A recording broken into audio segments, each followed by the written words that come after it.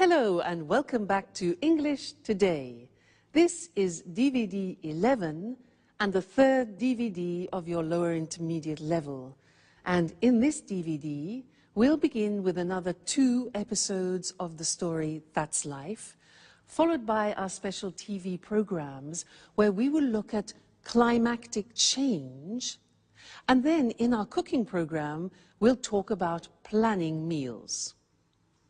Then, in the grammar section, we're going to do some more work on the modal verbs can, might, and must, and the concept of probability and possibility. We'll also be studying the grammatical form used to. Okay? So, I hope you enjoy yourselves.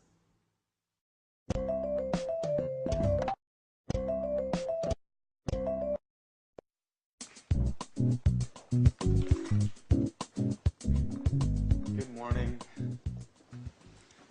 Alice, is Anne at home? I just met the postman and this package is for her. No, she's not in now. My, what a large package. Please be careful. I think it contains fragile objects. Hey, Peter, do you know if it contains a set of porcelain plates that she won with the Sweet Biscuits bonus points? Well, I think so. At least that's where the package comes from. All right, Alice. I have to go now. See you later. Anne will be so happy. She's been waiting for it for a long time. Bye.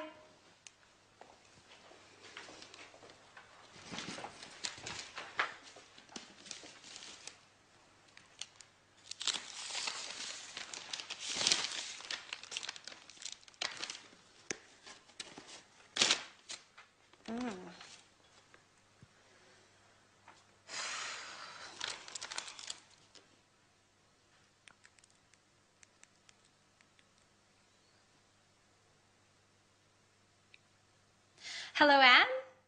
This is Alice. I've got great news for you. Your set of Chinese porcelain has arrived. They're beautiful. No, I opened it. I'm sorry, Anne. I just couldn't resist. Oh no, Anne, I'm so sorry. It broke. Okay. I'm not allowed to touch any more plates. You're absolutely right. I'm so sorry. Bye.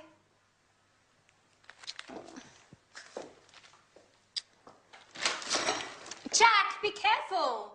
Don't touch anything. This packet contains Anne's set of Chinese porcelain. I hope you didn't break anything. I already broke a plate. And guess who heard me breaking it? Anne. Oh my. I didn't notice anything. Well, you should look where you are going. I'm sorry. What are we going to do? Well, let's get ready for Anne to lose her temper. Who knows? Maybe she'll forgive us. She can't get that angry. They're just plates. Remember, we can't cook. If Anne gets angry, we'll have to learn to cook. That's true. I've got an idea. Let's go get something from the local takeout place. Then we can pretend that we cooked dinner. She might be happy and forget about those plates. That's a great idea. Let's get going.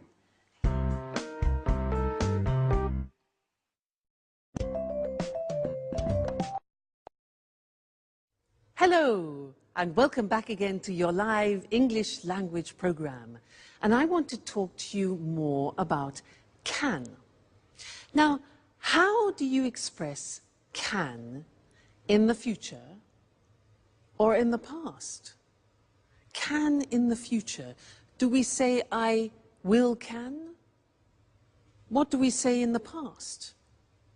Now this is interesting because it's very strange. We use the verb to be able to. That's what I want to look at now with you on the language screen. To be able to. Isn't that strange? We have learned to use can in the present. We've had examples like I can cook, can you cook, and the negative I can't cook.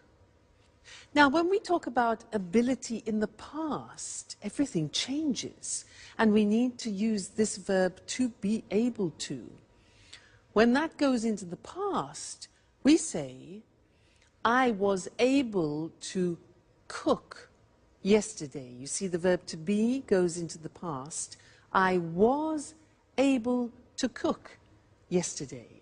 Strange, eh? Another example, the question, were you, past tense of the verb to be, were you able to cook?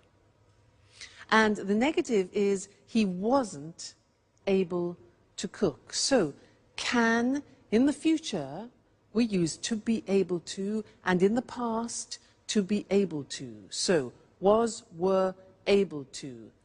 The future, let's look at that now. You want to say can tomorrow, so we use to be able to and say, I'll be able to cook tomorrow. I will, I'll be able to cook tomorrow. The question becomes, will you be able to cook? And the negative, remember the negative of will, good. I won't be able to cook tomorrow. So isn't that interesting? When you want to express ability in the future and in the past, you need to use this verb to be able to. Now there's one more thing I want to tell you about, and it's about permission. Imagine that you are in a restaurant and you can see no smoking. The person next to you starts smoking. Now, it's a rule and a regulation that you can't smoke in a restaurant. So what do you say to that person? In English we say, excuse me, you're not allowed to smoke here. You're not allowed. See that? You're not allowed. Now that pronunciation is difficult. Allowed. Okay? You're not allowed to smoke in here. For example, if you go to a museum, often they say no cameras. So you're not allowed to take photos. Okay? You're not allowed to take photos. Another example, if you go into a library and people are reading, silence. You're not allowed to speak. Okay, so those are interesting things we've looked at, to be able to, and the use of you're not allowed to. Great. Now we're going to go back to our friends, and Anne is very angry about something. She wants to communicate something to her friends. Let's find out what it is, and I'll see you later. Bye.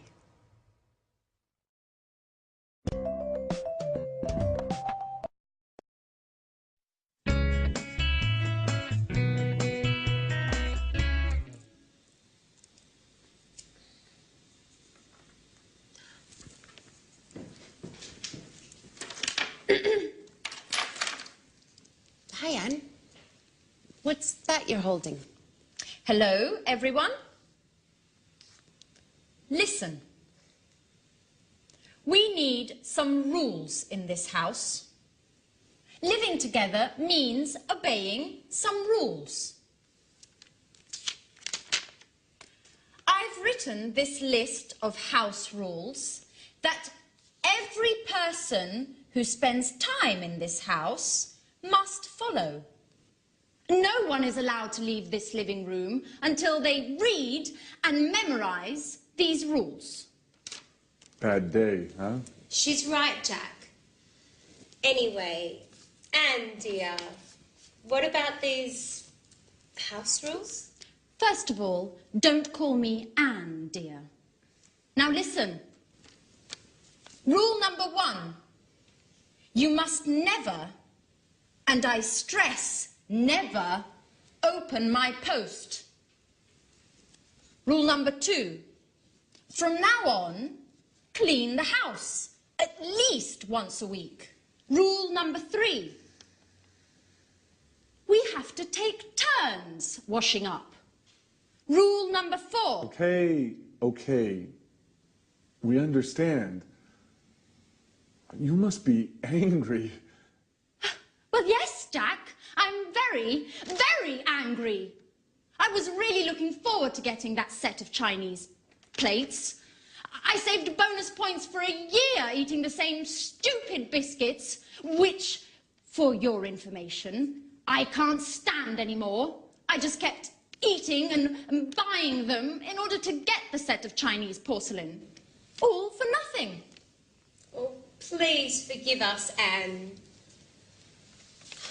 Just tell us where to go and we'll buy you a new set. Oh, well, that's not possible. They were handcrafted in Shanghai. And they cost a fortune. Okay, we'll do our best to make it up. Somehow.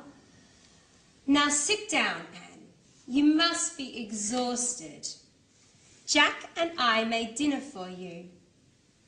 You don't have to do anything. We thought of everything. Really? What? You made dinner for me? Yes, Anne. It was the least we could do. Well, okay. I'll forgive you this time. But I warn both of you that I want more discipline in this house. You can't do what you want all the time. We need some rules. Oh, don't roll your eyes while I'm speaking to you. Okay, Anne. You're right. Rules are important. But it's also important to laugh a little. Oh, ha, ha, ha.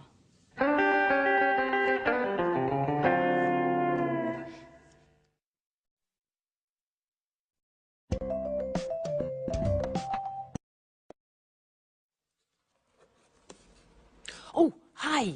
Hi and welcome back. This is a box which my mother sent me and she said there are some useful things for me. So I was just looking. Come and have a look with me. Oh, go. Oh, what's a strain? What's this? What is this? What's this? Well, it can't be a shoe, can it? It's not a shoe. Can't be a shoe because it's made of metal. It's made of metal? Well, it might be some sort of lamp or something, like it looks like an Aladdin's lamp, a special lamp. No, but it can't be that.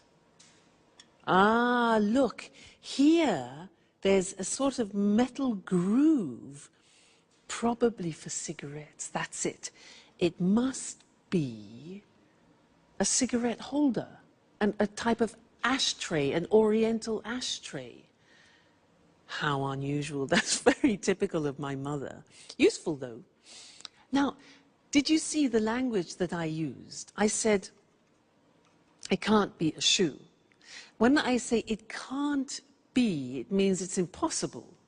It's impossible, it's too small, and it's metal. So it can't be a shoe. So I'm talking about probability and possibility, okay?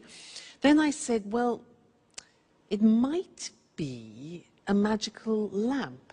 Now, might is when you're not sure. Might is M-I-G-H-T. It might be a lamp. So when you're not sure, you say might. Then I said, no. It must be an ashtray. Now, when I say it must be, it's because I'm absolutely sure that the possibility of it being an ashtray is certain, okay? So 3 possibilities. It can't be, might be, and must be. So let's have a look at the other things in the box. Ashtray. What is this? What's this? You see this? Well, it can't be, I mean, it looks like a negative from a film, doesn't it? No, it can't be a negative because there are no images. Well, it might be, you know, I just don't know. I mean, it might be some sort of special sticker that you put on things, but it hasn't got any glue. I don't know what it is. Just a minute. Look, here. Here's something explaining it. A forehead thermometer. Put it on your head and it reads the temperature. What? Let's try that. So I put it on my head like this and said, hold it on your forehead and it tells you your temperature. Let's have a look. 37. Whew, that's hot. It is. It's a thermometer. Incredible. Now that is very useful because it's small. So interesting. Next thing, what's this? This is, look at this. Now, it's shiny and it's silver, but it can't be a mirror because I can't see myself. Can't be a mirror. What can it be? Oh, I know. It might be for under glasses. You know what I mean? When you lay the table and you have glasses, sometimes you put it under to protect the tablecloth. Well, look what I have here. So this, for example. Yeah, but it's a bit strange, isn't it? I mean, no, it can't be that, really. Not made of metal like this. It must be, I don't know again. Wait a minute. Here's the box. A drop stop. A drop stop. It must be something for pouring then. Let's have a look. You put it, let's try. I just so happen to have a bottle here. And it says, put it on the bottle like this. A drop stop. So it stops things from dropping. And pour out the liquid and there are no drops. Let's try that. Let's try. Wow. That works. It doesn't drop. So it must be something for stopping drops. You can see. Fantastic. My mother is a genius. She is full of amazing ideas. Thanks, Mum. Let me show you the language that I was using then. We were talking about probability and possibility, and the first thing that we can talk about is when you are expressing strong probability, is when you think almost certainly you know what something is. So it must be an ashtray. So when I use must, I am 100% sure of something. It must be an ashtray. Now, if you are sure that it isn't something, that it is totally improbable, 100%, the opposite is it can't be. Like that. I said, it can't be a shoe, it's too small. So it must be, it can't be, and then if you're not sure about something, we use the simple verb might. Look at the spelling, M-I-G-H-T. It might be an incense burner, for example. We can also say it could be. Might, could, both express uncertain probability. All right, so this is very useful when you are making deductions. Must be, it can't be, and it might be. So those are the three verbs that we use. Okay, great. So thanks, Mum, and I'll see you again very soon. Bye.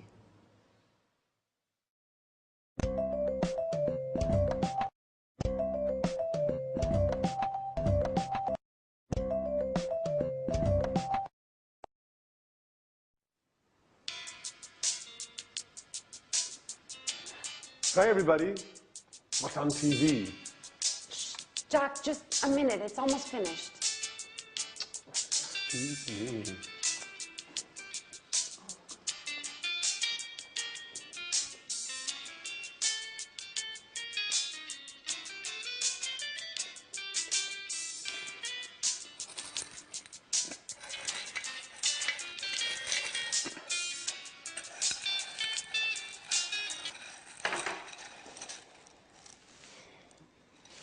So, what were you watching that was so engrossing? It was an extremely interesting documentary about Picasso's life. There were lots of details about some of his stranger habits. Did you know that Picasso preferred painting women with 4 eyes? No, I had no idea. And that he had lots of different types of dogs. He used to give only dogs to his friends. Strange, isn't it? And that he liked eating Italian cake at Christmas. Well, I also go crazy for Italian cake at Christmas, and my name isn't Picasso. By the way, where is our resident artist, Alice? She left early this morning. She said that she had something important to do. She wouldn't tell me what, but she did say it was none of my business. You know how she is. That's strange. She usually leaves late. Well, as a matter of fact, she was very serious this morning. She told me she had a headache, but I didn't believe her. Oh, look. But it's getting late. I'm starting to get worried. Don't play mom, Anne. Alice is a big girl now. I know. But it's just that but she didn't tell me she would be late. In fact, she asked me if I would be late today. Just a moment. A few days ago, Alice told me that she wanted to enter a painting contest. She said she thought it was her big chance. Maybe that's where she is today. Well, you're probably right. But it's almost midnight. I don't think contests last that long. Why not? We all know that artists are a little crazy. Picasso was a perfect example. That's true. You know something about being crazy, Jack, don't you?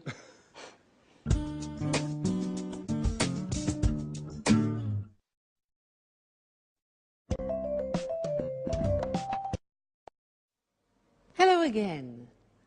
Did you hear them talking about Picasso? Some interesting things about him. They said he used to give only dogs to his friends. He used to give only dogs, and he used to eat Italian cake at Christmas. Now, this verb, used to, well, it's written U-S-E-D, but the pronunciation is used, and we'll see that on the screen later. And we use it to talk about habits that people have had in the past and now don't have anymore. And to illustrate this, I have some examples of habits that I have had in the past. For example, this. This is a cigarette. Well, I used to smoke. Now that means that I did smoke in the past, but I don't smoke anymore. I stopped the habit. I used to smoke, okay? Look at this tennis racket, haha. I used to play tennis. I was quite good, actually. I used to play tennis, but then I stopped. I didn't have enough time, too much work. You know how it is. This, now look at this, look at this. This is fur. I used to wear this. In England, it's a fur. You know, F-U-R, this. I used to wear it in England, but then I stopped because now in England people spit at you if you wear fur. So That is a habit I have definitely stopped. Now these are vitamins. Now, I didn't used to take vitamins in the past. I didn't used to, but then my mother, my mother's fantastic. She explained how useful they can be, so now I do, but in the past I didn't used to. And this opera, yeah, another thing, opera. I didn't used to listen to opera, but now I just love it. So I listen to it a lot. Okay, so there were some examples for you of used to. Let's go and look at the different forms on the board now. So, when we speak about habits that we had in the past and we don't have now, we use used to. Look at the spelling. It's U-S-E-D and then T-O. But the pronunciation is not used, it's used. Unusual. Used. Okay? So the example is, I used to smoke. And that's for all the subject forms. I used to, you used to, he used to, she used to, we used to, they used to. Okay? So I used to smoke. I used to play tennis. I used to wear fur. Okay? Pronunciation used. Now, in the negative, we use the auxiliary did. So I didn't use. Notice we take off the D because it's the infinitive. I didn't used to take vitamins, and I didn't used to listen to the opera. And the question form is easy. It's, did you used to do a lot of sports? Did you used to stay in bed until midday? I remember that. So if you think about your lives and about habits that you had in the past and you don't have now, when you talk about those to people, that's what you use. I used to smoke, but I don't anymore. I used to play tennis, but now I'm too busy. All right, so very important for describing past habits, used to. Great. That's the lesson for now, and I'll see you again very soon. Bye.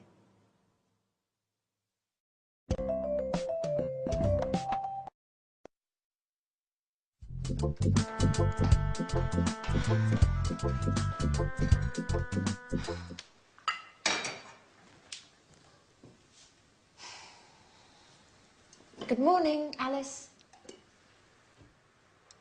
Where were you last night?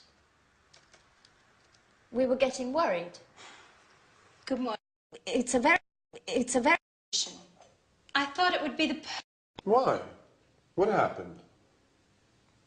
Well, I took part in a young artist competition. Good morning, Alice. Where were you last night? We were getting worried. Good morning. I'd prefer not to talk about it. Why? What happened? Well, I took part in a young artist competition. I thought it would be the perfect occasion for me to show my talent. So? How did it go? You made a great impression, didn't you? Well, no. It went badly. They said that I wasn't cut out to be an artist. But the jury was made up of incompetents.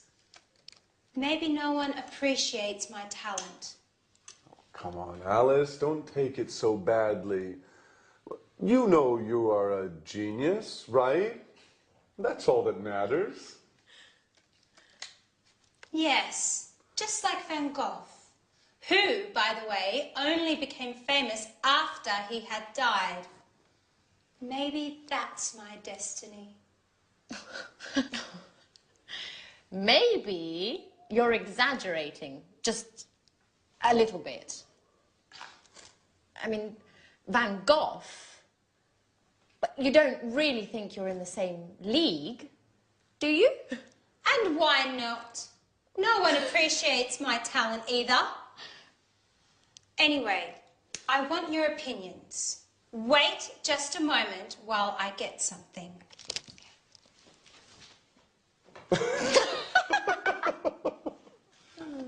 Oh, my goodness.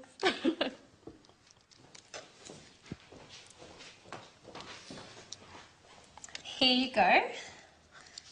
This is the painting I took along yesterday. What do you think? Isn't it beautiful? It's... it's interesting. It's a very unique painting. Yes, unique is the right word. Alice, you know I don't really understand art, don't you? What does it represent? That's the same question they asked me yesterday. I can't believe that. It's so clear. It's a painting of a man and a woman walking hand in hand. Oh, I see. Well, the truth is, it's a bit difficult to see. I mean, at first glance, it looks like a whole lot of mixed up colors. Come on, Jack. You just don't understand abstract art, do you? Well, now I understand that neither of you has any appreciation of fine art.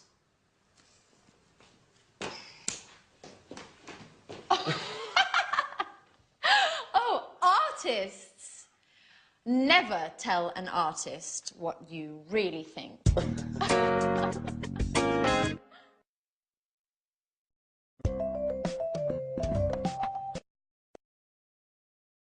Hello again to you and welcome back for some more English.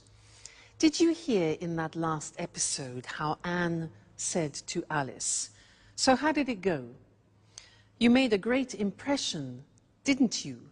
You made a great impression, didn't you?" Do you remember that grammatical form, didn't you? A question tag, yeah?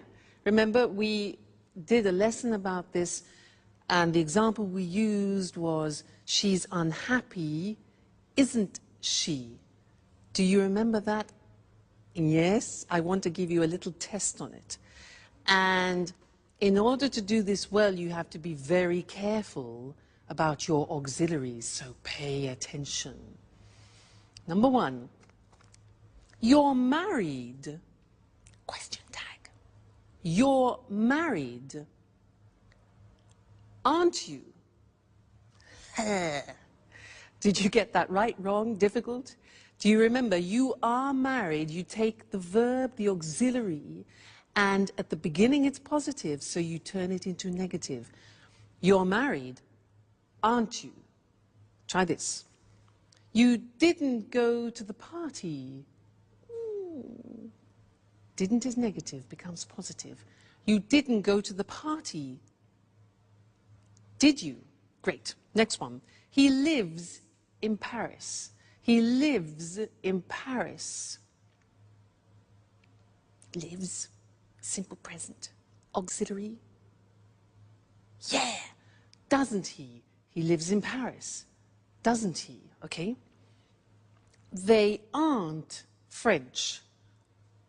Aren't. They aren't French. Positive. Are they? Great. Next one. She went to the cinema. She went to the cinema. Auxiliary past tense. Positive, negative. Didn't she? Okay. She went to the cinema, didn't she? All right. You don't like him. You don't like him. Negative. Do you? You don't like him, do you? Great. They were enjoying the show. They were enjoying the show. Past continuous. Weren't they? They were, weren't they? Great. He's coming tomorrow. He's coming tomorrow. isn't he? Great, you're getting better all the time. They'll be late. They'll be late. Won't they? They'll be late, won't they? And the last one, we can't buy it. We can't buy it. Can we? Okay, so it's negative and positive. We can't buy it. Can. Well done. You know, these are difficult. Only if you know your auxiliary verbs can you do these question tags. So congratulations. We're making progress. Great. So I'll see you in the next lesson very soon. Take care and enjoy studying. Bye.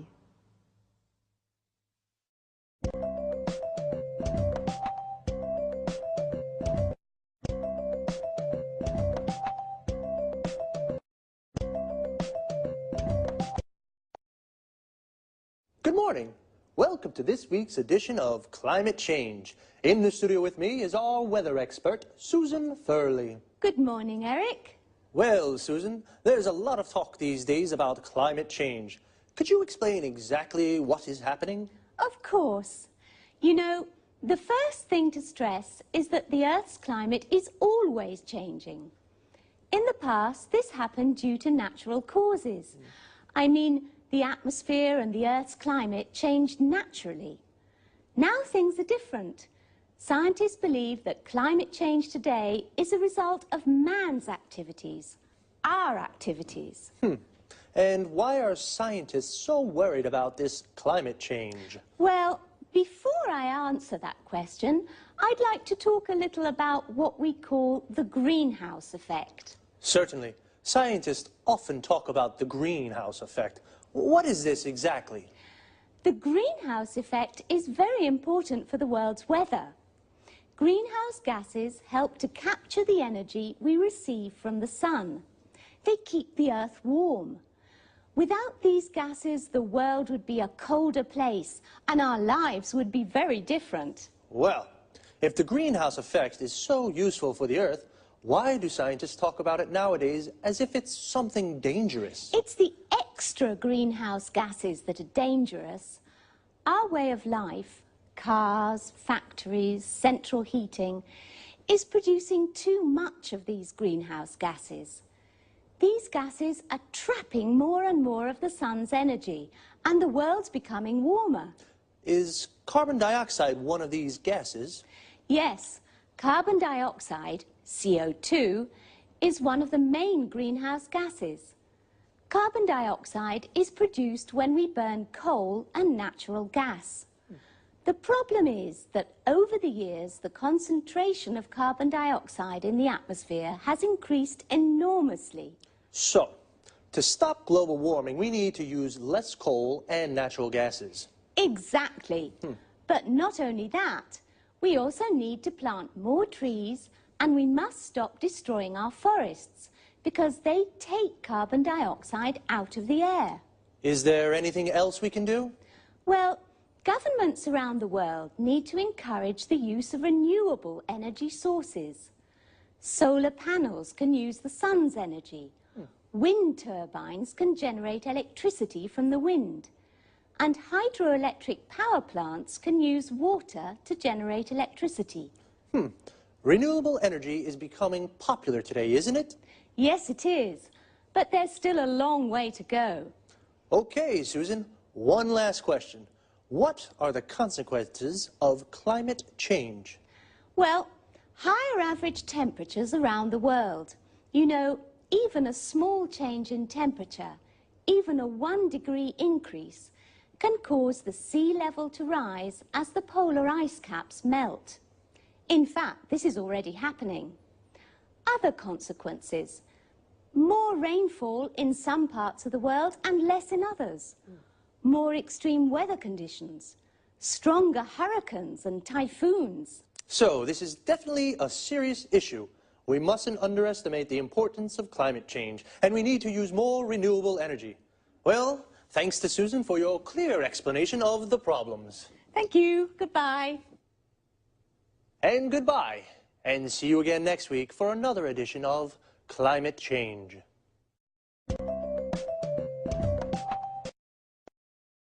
Okay, now let's have a look at all the terms and expressions we use to talk about the weather and climate change. Firstly, climate change is the term we use for the changes to the world's weather. For example, higher temperatures and more rainfall. Rainfall is how much rain there is, the volume of rain that falls. And I finally understand what the greenhouse effect is. Well, a greenhouse is a transparent house, usually made of glass, where we grow plants. It gets very hot in a greenhouse. In fact, the greenhouse effect is the gases in the atmosphere that trap the sun's energy, causing an increase in temperature of the world. This is what we call global warming, the world becoming hotter. The atmosphere is words for the gases that cover the world. The main gases are nitrogen, oxygen, and carbon dioxide. Now, carbon dioxide is one of the main greenhouse gases. These are the gases responsible for the greenhouse effect. The carbon dioxide in the atmosphere is increasing due to man's activities, so we have to do something to reduce it. We use the expression due to say, as a result of. Susan said we should use more renewable energy sources. Renewable energy is energy from the sun, the wind, and water. For example, solar panels generate electricity from the sun, and wind turbines generate electricity from the wind. The verb to generate means to make. Well, renewable energy is becoming popular today, which is good, but there's still a long way to go. This expression, "there's a long way to go," means that there is still a lot we have to do before we reach our objective, which is to reduce global warming. We've run out of time, so that's all for now. See you soon.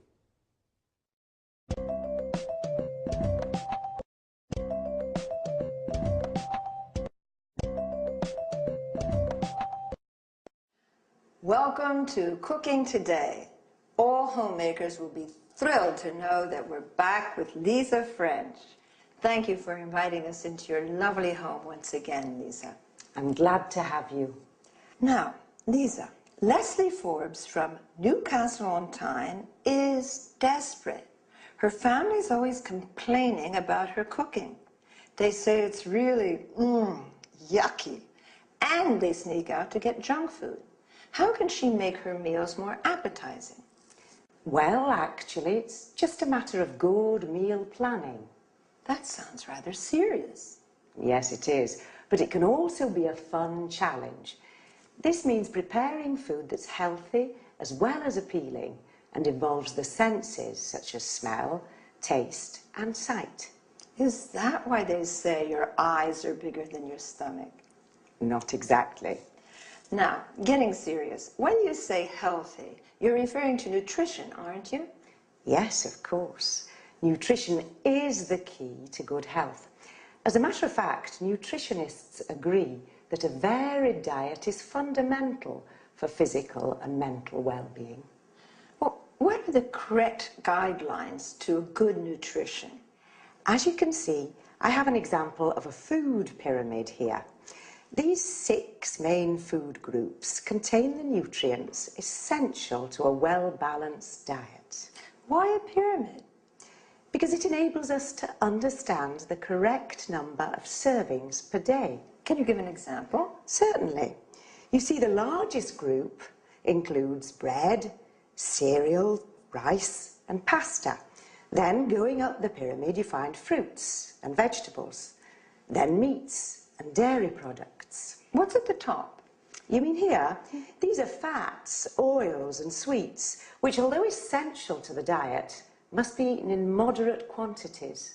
Now, going back to Leslie's request, how can she make tasty meals for her family? If she hasn't much time for shopping, she can make a weekly plan. Besides a correct diet, she must consider the likes and dislikes of her family. You're telling me. In my family, my son hated beans and my daughter was allergic to milk. That's a common problem. The thing is to compensate with food belonging to the same group or supplements. Really? That's good to know. A little secret. If you truly enjoy preparing meals, then your family will probably enjoy eating them. How can I get my family to enjoy my cooking? Just be creative. Think like an artist. Play with the colors, shapes, and texture of food. Oh my gosh, how time flies. We've got to wind this up. Lisa, thank you for inviting us into your home again. It's been a pleasure being here. Thank you for coming.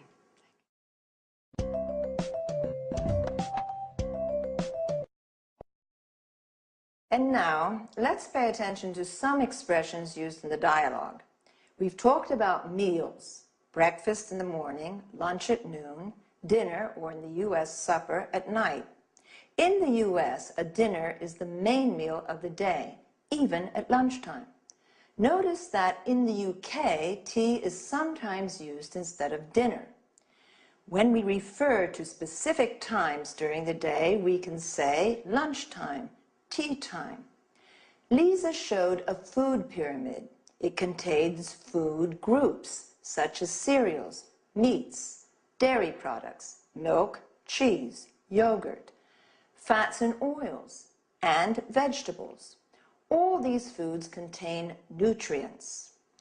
Then some positive adjectives used to define food are appetizing and healthy, while yucky is something rather disgusting.